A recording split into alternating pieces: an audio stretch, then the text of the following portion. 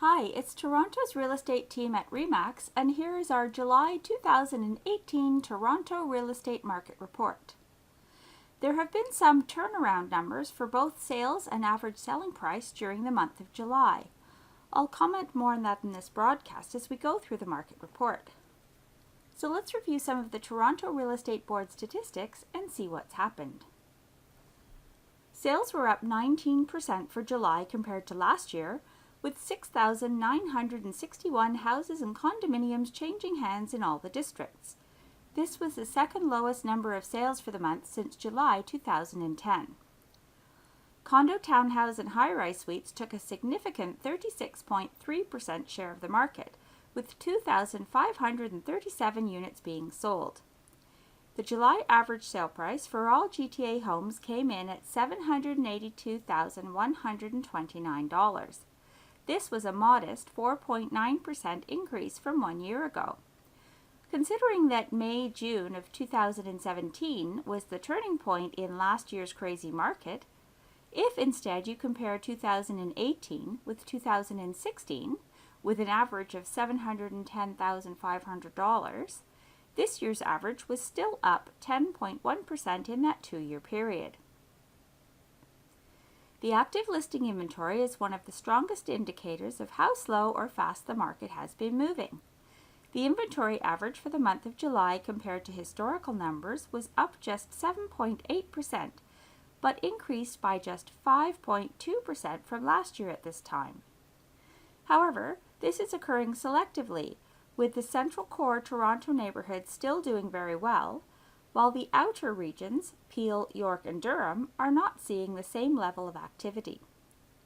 The sales to listings, or percent chance of selling ratio, is how we determine what type of market we're actually in. 24 to 28% is a neutral market, below 24% is a buyer's market, and above 28% is a seller's market.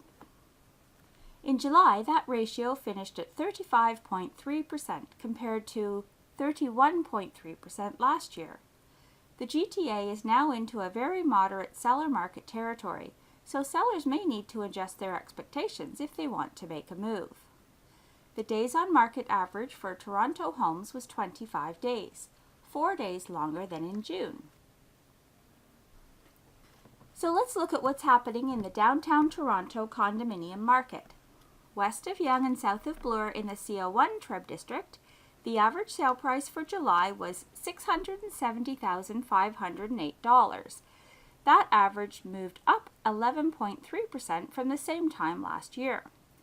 With 384 condo sales in the month, the numbers were down 3.3% compared to 2017 and almost back to 2014 levels.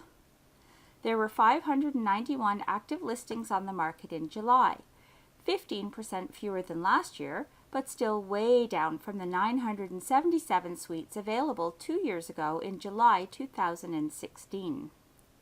The ratio of sales to listings was 65%, which keeps CO1 in an extremely busy seller's market territory. The average days on market came in at 17, 3 days slower than last month. Now east of Yonge and south of Bloor in the CO8 Treb District, the average sale price for July was just over $671,517. That number was up 13.1% compared to 2017. And with 138 condo sales in the month, the numbers were up 9.5% from last year. There were 226 active listings on the market in July, down 15% from 2017. The ratio of sales to listings was a very active 61.1% for the month. That number keeps CO8 solidly in an extremely busy seller market territory. The average days on market came in at 20, 5 days slower than last month. Here's a summary of the significant real estate milestones for Toronto in July 2018. The market is showing a slow recovery from the double shocks of tighter lending criteria and an increase in mortgage rates. We saw the second lowest July sales since 2010 at 6,564, and the ratio of sales to listings dropped slightly to 35.3% in July. We're now in a moderate seller market territory. The average sale price came in at $782,129, which was up 4.9% compared to July 2017. Remember, last year the new Ontario government rules came into effect on April 20th, which really influenced the late spring market last year. Note that this average was still over 10% higher than 2 years ago in July 2016.